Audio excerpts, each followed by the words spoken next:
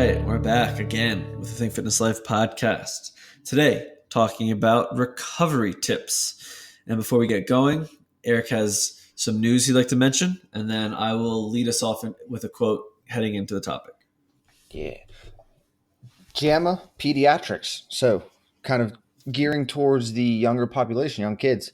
Study published shows that children who have more screen time have lower structural integrity of white matter tracts in parts of the brain that support language and other emergent literary skills. So I was like, caught my attention. Very interesting. They're basically seeing that the more screen time that younger kids are seeing, and we're talking screen time as is anything with this, we so-called blue light, cell phones, TVs, tablets, that they're actually seeing a decrease in some of the brain function. Now, still further research needs to be done, and it said this in this article, but they're saying higher screen Q scores were associated with lower brain white matter integrity, which affects organization and, your word, myelination. So basically the process of forming a myelin sheath around a nerve to allow nerve impulses to move more quickly in tracks involving language, executive function, and other literary skills. So we're talking about parts of the prefrontal cortex here that have huge executive functions and with language. So if those nerves don't get myelinated, then we have nerve impulses, and then down the road, you could see that be affected, whether the neurodevelopment isn't there. But I think this is a good study to just put out there so people are aware that, yeah, these technologies are great and screen times, will make kids be quiet. But personally, I think it's something that can be very addicting to young kids. I have a couple young nephews and I can see it, and it's like amazing. But you're always thinking on the other side of it is, okay, what is going to be the effect of this increase of screen time at young ages? And we're talking, 18 months and younger, 24 months and older, children ages 2 to 5. I mean, I think that's a huge age limit where they're getting a lot of this time to tablets, phones, and TVs. And it said it should limit to 1 hour a day. And it should be high quality programs too. I mean, it should be something educational, but I think it's a huge correlation and just interesting. This whole technology realm we live in is awesome because we'll talk about some stuff in recovery that's going to be like, hey, this is great that we have this technology. But on the flip side, there's always a two sides. With an increase of technology and screens and stuff, we're going to lose some other things, or it's going to have an interesting effect on the brain. And I think this is now what we're seeing a lot, especially with the blue light stuff, the blue light blockers, these apps that shut that stuff down. I think it actually plays a huge role to our circadian rhythms and our body rhythms.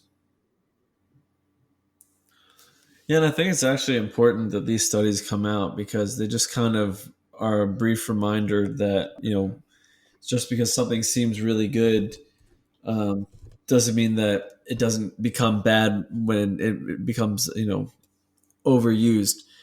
And,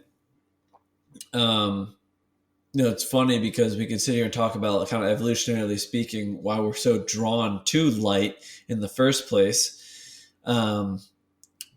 And it's almost kind of like tricking our biology. But at the same time, it's a great tool to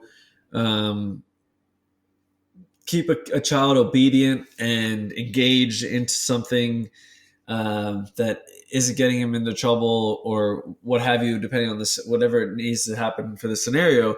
But at the same time, it's just one of those things that, just has to be balanced out with some good physical activity. And I feel like sometimes these studies can highlight kind of like the path that you'd be going down if you overdid something. So I think that's why I think it's really important.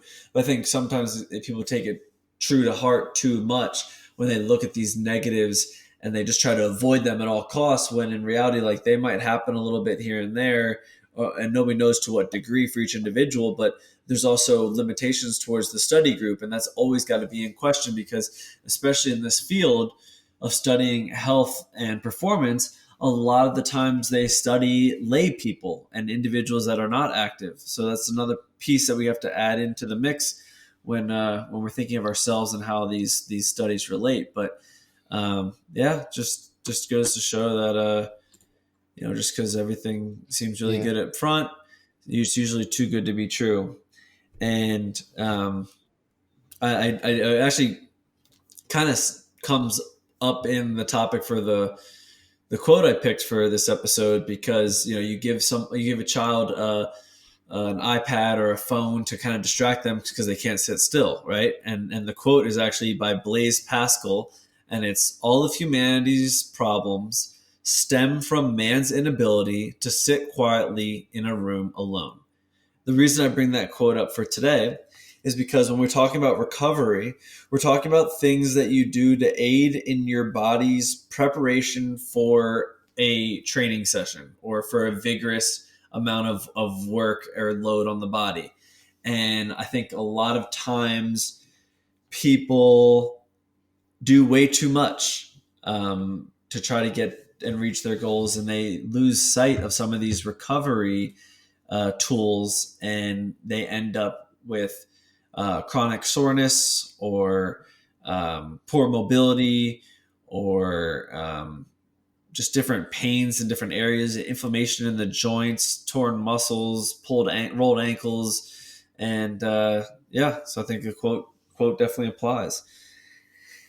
And we're opening up with recovery tips. Menchie and I have some lists played out here, and the first one obviously is stretching. Stretching goes a long way for recovery, and I think the important thing to highlight here is that you're not elongating the muscle fiber. You're not actually lengthening something. You're helping release the different toxins that have built up into the muscle.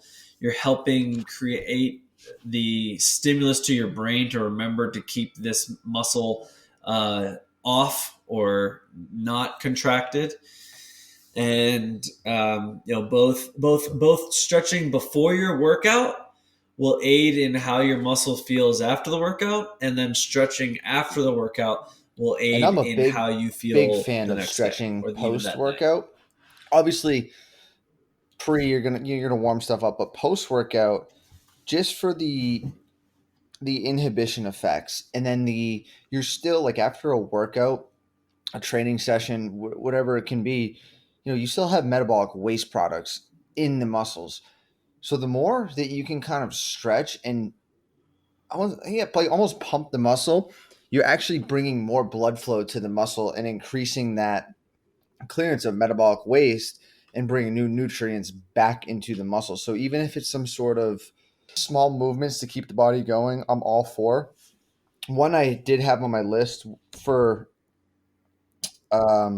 sort of the stretching is, have you ever seen that's like this their post workout, you're just kind of sitting in one movement, whether or one position where the feet are against the wall and they're up against the wall and you're lying on your ground. You're kind of letting gravity kind of pull the blood back down and get better circulation. There's a lot of things like that are huge for recovery training. You might not feel it right away, but the fact that you're getting off of a bunch of sprints and your legs have all that metabolic waste and they feel heavy, get the feet up on the wall, let the blood come back down to where the heart can pump out and get new blood to the legs and just kind of clear that out. I think that one is huge. That's a good one. I've done that in yoga at the end of some yoga classes, but I've never tried that at the end of my workout. And I think that that'll be something that I give a shot. I like that. That's a good one. So that was your number one? Is that fair to say? Not my number one. No, I didn't want to interrupt you. No, it just went in with the stretching, and that the post workout period afterwards, I think, is very key. Okay, I agree. Yeah, I agree. In the beginning of the workout, I like to do more dynamic movements just for proving range of motion or doing inhibition in certain areas and activation in other areas. And you keep yourself moving, you get your heart rate going, you get your core temperature raised a little bit, circulation increased a little bit, and you're feeling mentally prepared for the workout as well, rather than just sitting there static stretching and counting, and heart rate isn't really moving. So I think that plays a huge role in and it's active stretching. Dynamic is just with movement. Static is without movement. So we're talking about static stretching. That's what I talked about in the beginning there, for post workout, and just maximizing its potential after the workout. Next, I would say a quick recovery tip is have a longer warm up. I mean, there's been plenty of times where the previous day was a deadlift or a squat heavy, and the next day I have to do whatever, a lower body movement again, or just total body workout, since every day is total body. And I just spend longer time in a lot of those phases, and I might spend a longer time doing inhibition. So I might use like a foam roller, or I might use a lacrosse ball, and I might spend a little time static stretching before I even start jogging. And then once I got my aerobic system up, then I go to my dynamic stretching, and instead of doing like 5 leg sweeps per leg, maybe I do 8 leg sweeps per leg. So you just add a little bit more to your warm up, and that'll actually go a long way to prepping the body for what it has to do. So that's a good one for you. You wake up, you go to the gym, you're just not feeling it that day. Give yourself a little bit longer warm up. You might surprise yourself. And I think that what you said right there is what we want to target. If you're waking up and you just didn't get enough sleep last night, and you're coming off of Sunday night, and it's you're just not feeling that great, I don't think that's the right time to recover like that. When you're saying you're coming off of a heavy workout or a hard workload the day before, yeah, you're going to have some reduced training intensity. You're going to get on some foam rollers. Some of the foam rollers I even like to use are I don't know exactly what they're called, but the vibrating ones, the vibrating foam rollers, the power plates, so that shaking can actually increase blood flow, speeds up, could ATP reset. You can use that pre or post workout too. But I think that's good because it kind of gets everything moving and it releases tension through the muscles and in the muscles. So if that's the case, if you ever had like an intense day the day before, a little bit longer time for that active recovery. And that day might be a lower intensity day anyways. So yeah, 100%. If you feel a little not neural 100% the next day, maybe judge that, take a little bit more on the warm up. Yeah, I think it goes a long way. And but I should say with that, it's not an everyday thing. I think recovery can be tough because yes, you want to do it, but you also don't want to do too much of it, because like doing too much of it can impede you from getting to where your training effect wants to be. That's a really, really good point. And it comes back to the quote that we stemmed from. And there are going to be times for you to do something about your recovery reactively, and there's going to be times to do things about your recovery proactively. They should be done with intent. They should not be done kind of blindly and routinely. Correct. Because then it just loses it. One, it loses its effect. One, you lose control over whether it has a real effect or not. And you're falling into the trap of just going through the motions, just go through the motions, rather than stretching for the benefits that you're looking for, or warming up longer to prep your body for the workout that you're thinking about. So I think that is a really good point, because I would totally say that people err on the side of caution when it comes to being proactive with this stuff rather than reactive with this stuff. I think when people are good at being reactive, when they feel something and then they go, oh, I need to foam roll this area, or I need to stretch this area, or I need to warm up this today because I don't want to feel this flare up again.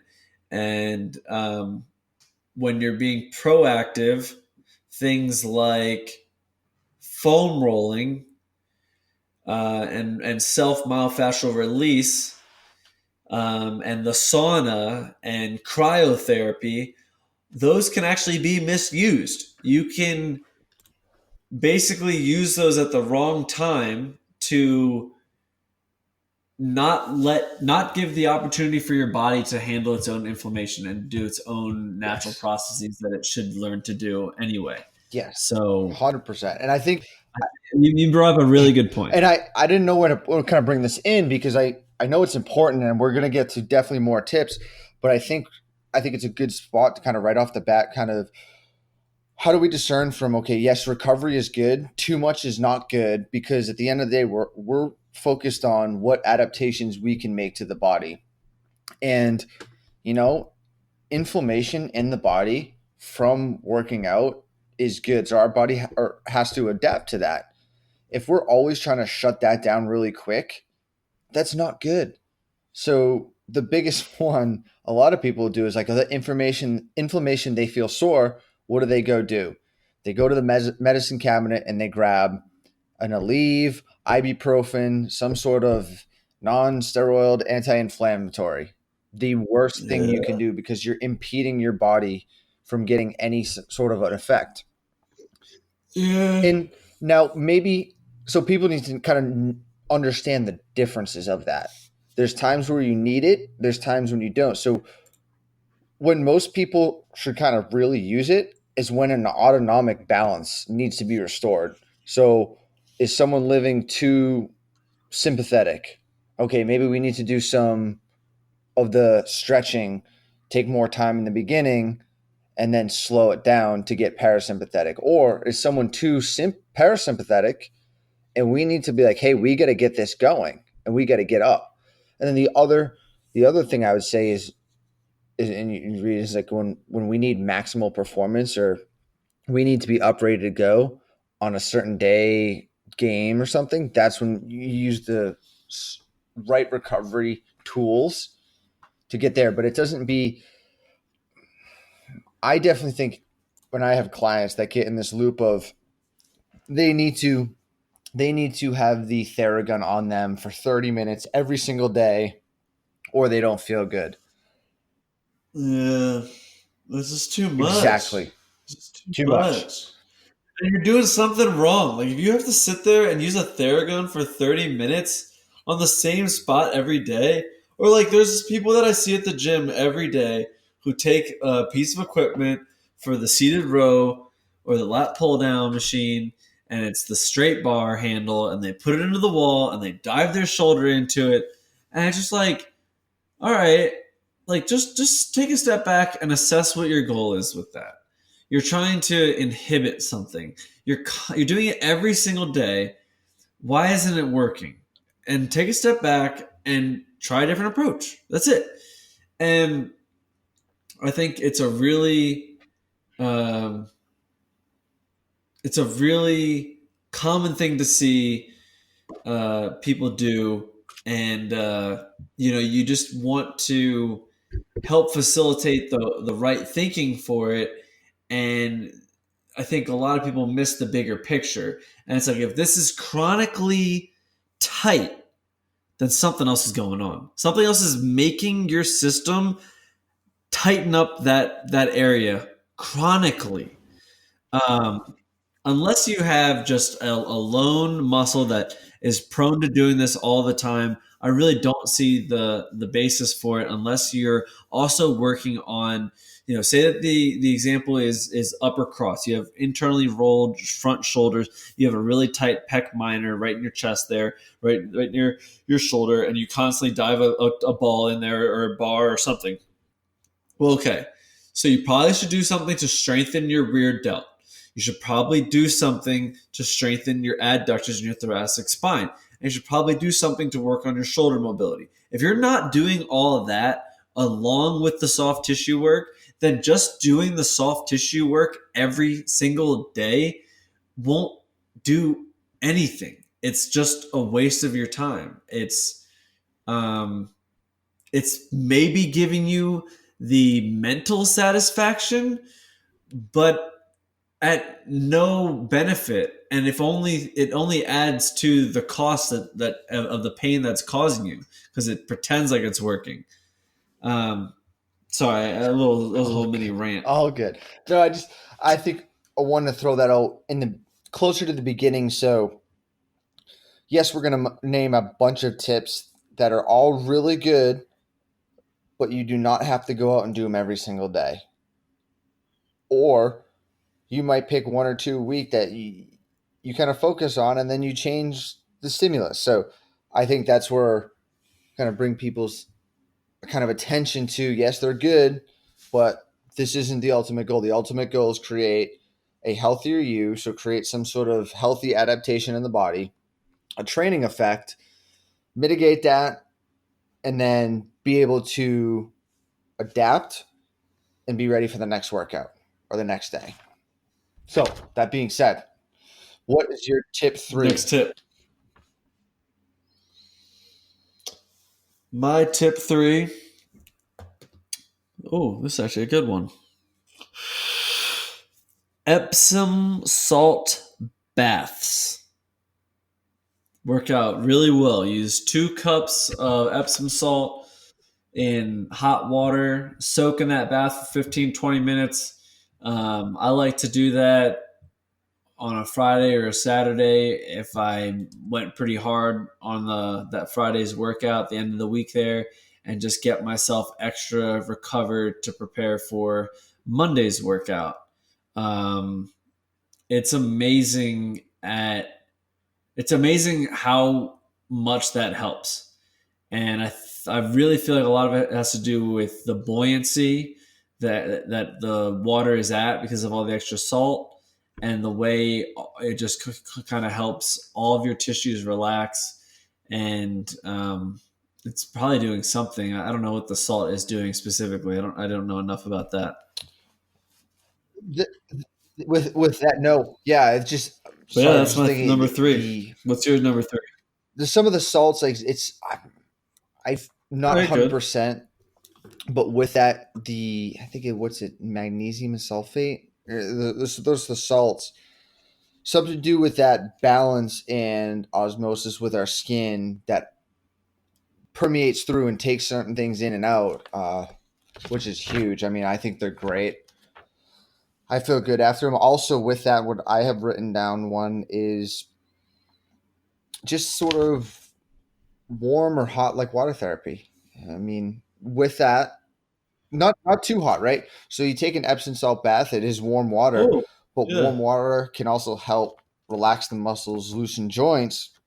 So you're also getting an effect there. So, I don't think a lot of people take baths anymore, but way back in the day, they had bathhouses. Like they knew, I don't think they knew the exact science, but they knew that bath I know, but That's they knew not even baths that. were like That's good not even for the that far health. back. And But in yeah, certain cultures, they had those. So yes, yeah, now in our fast paced day, yeah. we've taken them out, but I think we kind of did take a page out of the out of history and say, okay, these baths can be very good for recovery aspect. And I think warm baths are on the go right there. And even if you just don't, it's warm, like you might not feel the muscles loosen, but and I don't exactly do this regularly, but you know, people take baths or bubble baths and it's relaxing. They'll turn the lights down low. They'll either read a book or they'll just kind of just sit there and relax. Like that plays a huge part into your parasympathetic nervous system and just down regulating you, calming you. So maybe yeah, you're not maybe floating in your Epsom salts. You might be a little bit. The buoyancy might be different, but you're also telling the brain, hey, relax, shut off, calm down, and then just take the stimulus out of your world. So I mean, you can combine all of those to make one really good technique and tip. But if you haven't tried it, try the Epsom salts or a bath and just, you can put on some relaxing music and then just, it's similar to meditation. Yeah, I want to actually add on to that real quick. I want to come back to that point, but before that, I do sometimes I'll alternate cold and hot waters, and that is supposed to, contract Mhm. and relax your blood vessels and your cells. So it's like, you're in the shower and you go a minute really hot, and then obviously not burning or scalding, but then a minute really cold, and you alternate that like 3 or 4 times.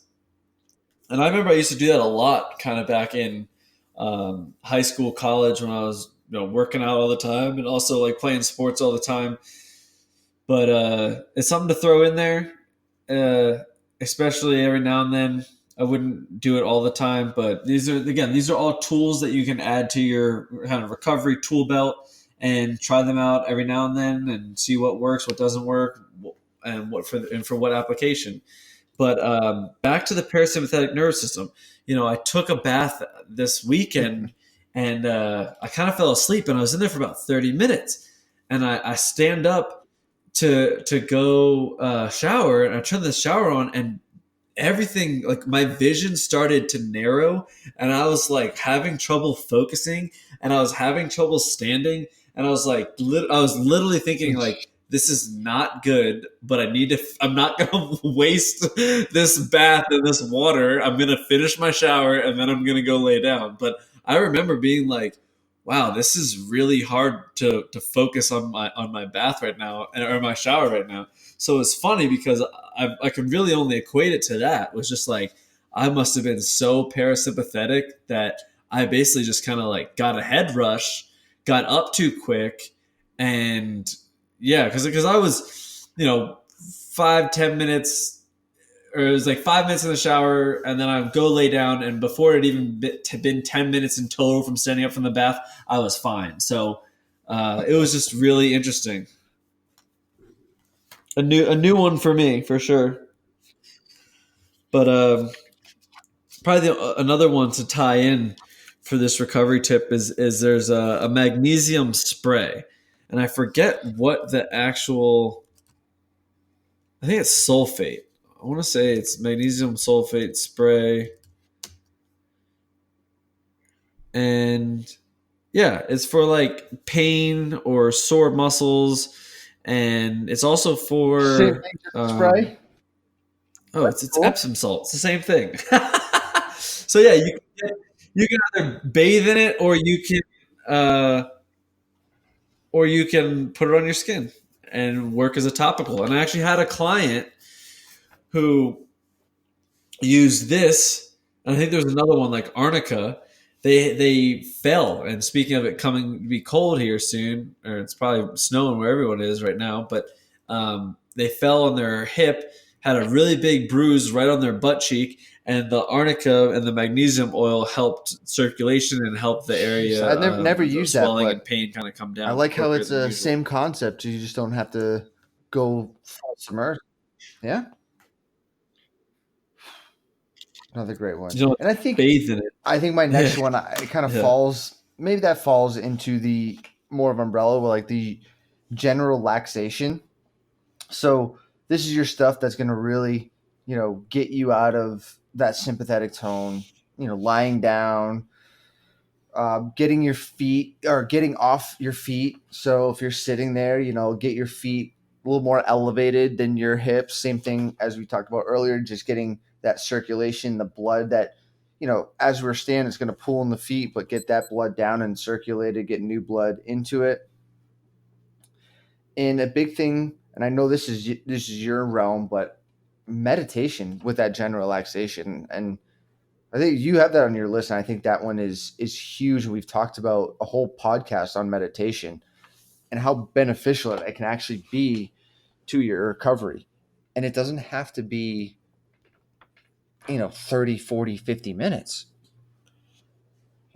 10 minutes of meditation can go a long way depending on, I think the your big schedule. underlying benefit to meditation is just the fact that you're not doing anything, you're resting and you're breathing, and you're just literally focusing on improving your um, respiratory system, on your circulation, and with that comes your lymphatic system, with the natural cleaning of things out and filtering things out. But along with kind of where you're going with that is, um, I want to add this in there because I believe it's also a form of meditation and it's a form of a practice that people should continue to do, and that would be yoga. So, out of everything we said, I wouldn't say do everything every day, but yoga would be something that I would say throw into your routine every week. It absolutely plays a role in every training program to maintain proper mobility, maintain proper uh, neuromuscle functioning, um, and prevent from overuse of a particular area. And it works your breathing again. It improves your parasympathetic nervous system, and if it's done properly, you're going to enhance the way that you train in the gym by throwing yoga into your routine. And what I mean by that is that when you're at the gym, you're constantly contracting and strengthening muscles in their shortened position. And when you're doing yoga, you're opening things up and releasing things and strengthening them in their longest position or their length position. So they really, I find they go hand in hand, and they really complement each other as a habit, as a continued practice that you work on along with meditation. And again, yoga, I believe, is a form of meditation, and with that, you can also find heated yoga classes that you're basically in a sauna as well, and you're getting like the benefits of fasting and autophagy. And autophagy is literally, think of you eating it as weeks and weeks of your kids playing in their playroom, and toys just get kind of misplaced and things get disorganized. And fasting is saying, no more toys in the house or no more playing with toys until you clean up everything in this room. And that's what autophagy is getting at. And that's what can come from the high heat stimulus of a sauna or a hot yoga class, as well as um, fasting. Sorry. Yeah, I think yoga is very, very overlooked in the recovery aspect. So most people, when I talk yoga, yoga is purely for recovery. Yoga is based off of deep breathing, like you said, and I'm not big into this. I think they call it power yoga now, where it's like you're kind of holding these isometrics and you're going back and forth through these movements and flow and you're breaking a sweat. I mean, I get it. That's it can be physical activity, but I think yoga should be more or less you're there to shut down, relax, work through, kind of feel the breathing and all that stuff. And I think, or with that, kind of another, not another tip, one of the tip I have is basically deep breathing. So a lot of the Mm. sessions that I do with people or even myself afterwards, I get into a lot of the PRI breathing techniques. And I have, since I've gotten into the PRI, that's been one of my big things. It's kind of controlling the autonomic nervous system through breathing and controlling certain positions, decreasing tone of nerves, and shutting off certain muscle chains, like in our warm up, that might be locked on and tight, creating us to be sympathetic or stay in a sympathetic state all day to get parasympathetic and shut off that autonomic nervous system. I think that goes a long way. And even if you're sitting in a chair, you can do some deep breathings exercises to drop that vagal tone and control that system. So breathing is often very overlooked, just as yoga is, because it's, I feel like, oh, people are like, oh, I breathe all day. But do people actually intently or breathe with intent and do it right and correct posture? So that is definitely one of my other tips. If you're feeling in that sympathetic mode, stressed, high stressed, The world's kind of running really fast. Take inhale, 4 second exhale, hold that pause at the second, breathe in again, and repeat that for a couple cycles, and you'll see some change. I like it. I like it. I have um, I have probably only about one more left that I want to dive into detail with. I kind of saved my best for last and spoke about it too soon. The yoga is really the underlying one that I find most important in someone's regiment. And whenever I get people going on yoga, it's just a world of difference to what we're able to do in the gym.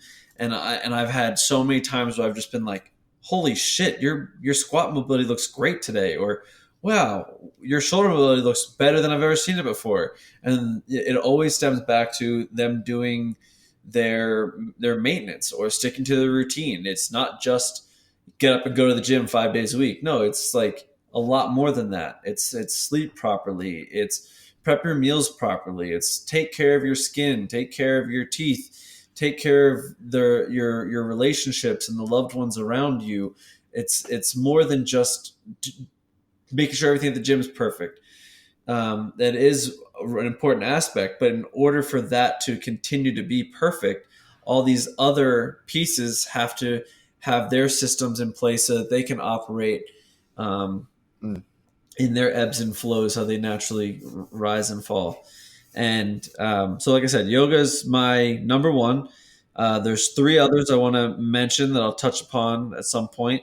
But diving into it, I want to talk about eating adequately, eating a variety, and eating at the right time in terms of recovery. So, eating adequately, what I mean by that is getting a good level of carbohydrates in the form of something that's going to replenish the glycogen in your muscles. So, excess protein can also do that. Um, Good amount of vitamins and nutrients, and a wide variety as well, because you're trying to improve the way your body handles tissue, repairs tissue, um, synthesizes protein, uh, restores glycogen, um, partitions energy to your liver and all the muscles accordingly, getting ready for the next workout. So that's your glycogen again. But there's what I'm getting at is there's a lot of processes involved that your body's doing after a workout to prepare itself for the next day. That if you're not crossing your T's and dotting your I's with your nutrition, you could be missing an adequate vitamin or nutrient that aids in just the absorption of another macronutrient or aid in the pushing of something into another cell. And there's so many different nuances in terms of cellular respiration and cellular processing and photosynthesis that it really plays a big role to be diverse in your nutrition, be consistent with your nutrition, and have an adequate level. Because if you say that you didn't eat adequately enough, I know that's a really broad thing to say, but if you didn't eat enough, you're not going to give it your all. You're not going to be able to give it your all because you don't have the right fuel in your tank for that next workout the next day. But if you eat all the right nutrients in the right amount of abundance, you're going to be not only supplying your body for the repair it needs, but fueling yourself for the next day. And that's what a true recovery is. It's being prepared to perform the way you can at your best. And that's what a true recovery is. So when I say eat adequately, and then I say eat a variety, I also say the right time. Because I can eat all the right things. If I eat it before my workout, odds are it's not going to prepare me the best it could for the next day's workout. If I have my workout in the morning or midday and I eat all the right things, but it's at 7 or 8 o'clock at night and I'm going to work out the next morning, that's probably not the right time. If I'm going to eat all my calories at night, but I'm going to work out the next afternoon or the next night, then that's probably enough time for your body to use the right nutrients it needs to repair and recover for the next day. So timing does matter, variety does matter, and um, the amount of abundance matters as well, because you want to basically be at a caloric surplus. If you're going to repair and resupply and be ready for the next day, you can't be at a caloric deficit unless your goals are elsewhere.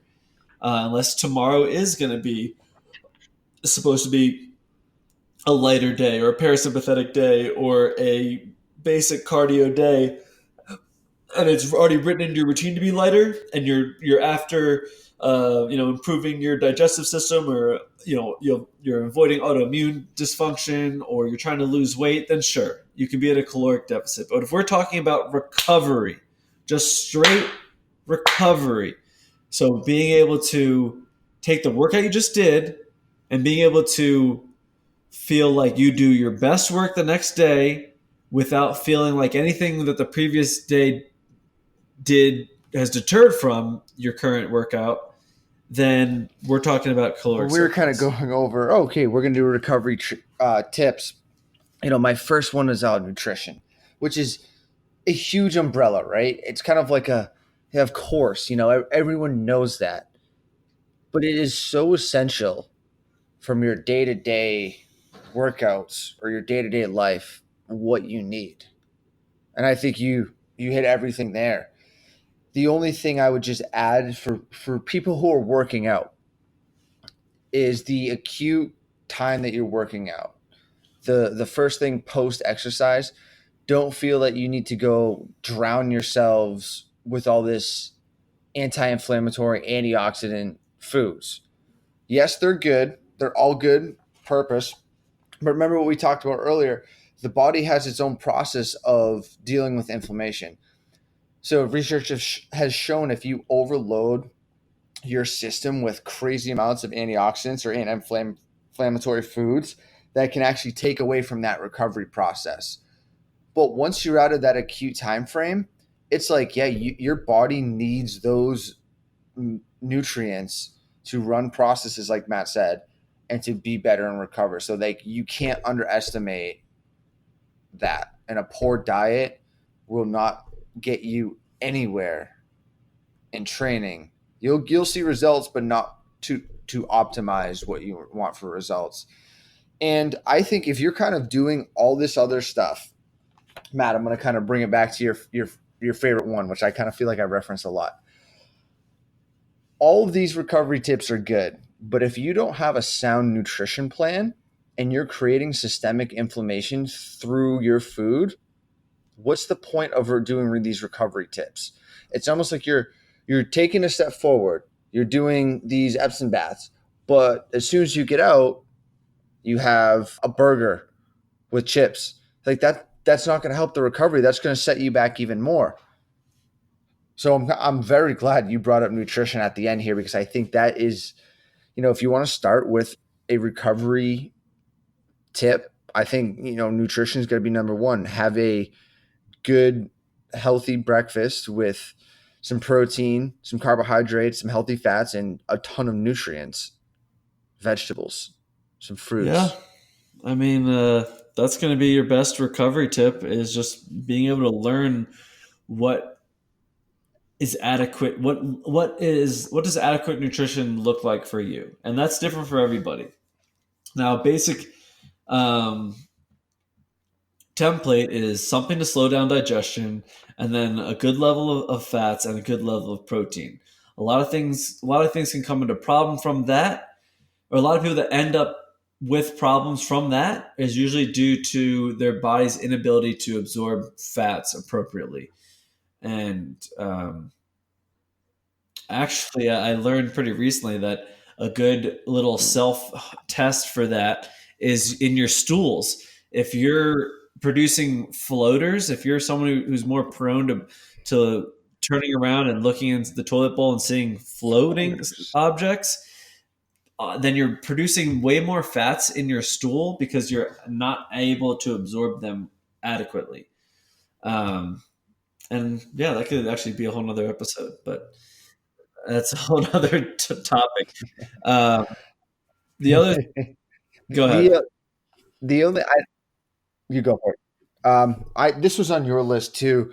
The only other huge one, and this is I don't really want to get crazy in depth with it because I think everyone knows, is sleep is a huge thing for recovery, for brain recovery, body recovery, muscle recovery.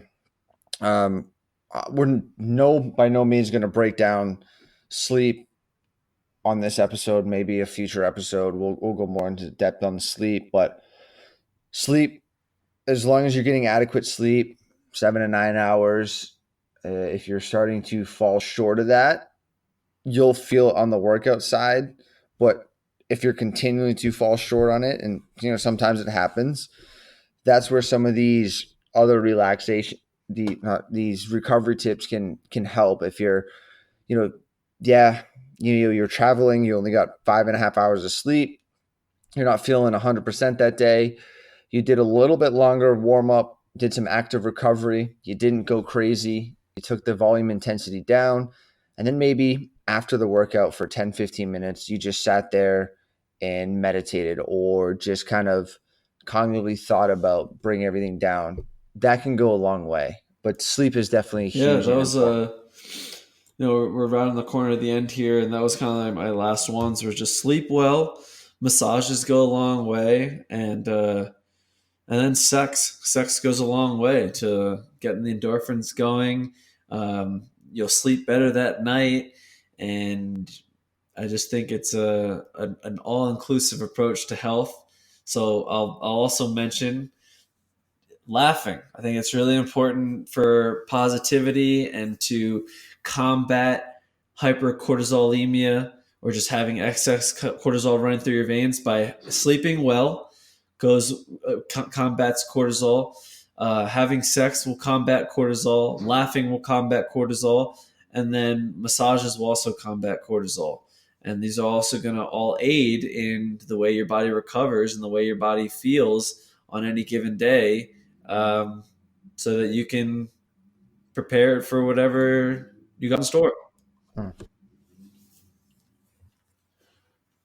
And that's a wrap for me. My list is done. And I don't know if you have anything else you want to add, if you have any more words of wisdom, but I think that wraps up tonight's episode. Um, and we No, hope you guys just got some that recovery was my tips. list. Yeah. Put it all together, get a badass training plan, train for what you need to, what you want to, what your goal is for training. Use recovery in between sparingly, doesn't have to be every day, and keep working towards that goal. And you get there and you find another one. And we repeat the process. Recover in between, get sleep, be healthy. I like it. Build your build your exercise routine, and then build your recovery routine around that and based upon that. And guess what?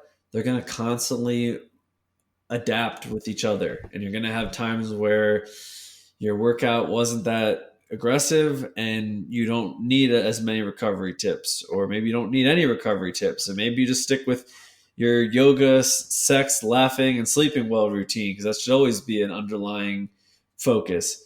But then days that you go super hard, throw in some of these tips and just try them out. Like we said, it's like a contractor with a bunch of tools in their tool bag, and we're just trying to give you some more tools to try out. That's it.